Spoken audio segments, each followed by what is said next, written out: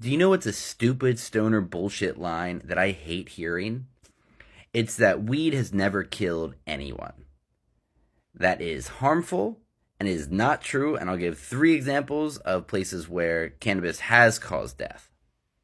I'm Lex Pelger. I do can education for CV Sciences, the makers of Plus CBD, who has excellent CBD and THC products and believes in honesty and education.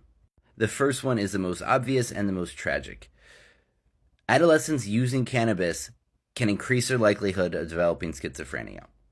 There was a study out of Denmark within the last couple months where they estimated that about 30% of the schizophrenia cases in the country were caused or exacerbated by cannabis. That number seemed high, but I think a conservative estimate of 10% of a country's cases being from cannabis is a reasonable estimate. And if anyone denies that cannabis schizophrenia link with adolescents, I think you're a quack. And so schizophrenia can be a horrible disease, and it often ends up in suicide. I am hearing about a case right now that is just so tragic from a 21-year-old who smoked one joint. And it's been 8 months of a mix of messianic complex and wanting to commit suicide. And there's no end in sight. And so suicide by people who develop schizophrenia from the cannabis, it's not an easy one to measure and to put exact fingers on, but that is a not negligible number of deaths each year caused by cannabis. Another obvious one is traffic fatalities. Yes, this is not going to be nearly as big as alcohol.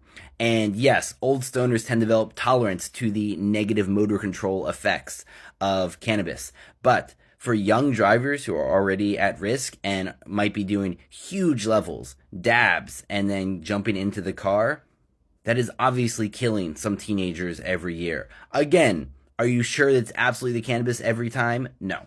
But is it happening? And again, is a not negligible number of teenagers dying from smoking weed and then going out driving? Absolutely. The last one is quite rare for causing actual deaths, but people often say they want to die. Cannabinoid hyperemesis syndrome. There have been 3 fatalities reported in the literature from CHS, and that means that there are probably a number more that just simply didn't make it into case studies. But people do die from cannabinoid hyperemesis syndrome, and many hundreds and thousands report that they wish they had died. It's a really horrible thing to happen. So yes, no one has ever had a toxic overdose from THC or cannabis, but the plant is capable of causing great harm, and we need to be honest about that when we act in love around harm reduction practices.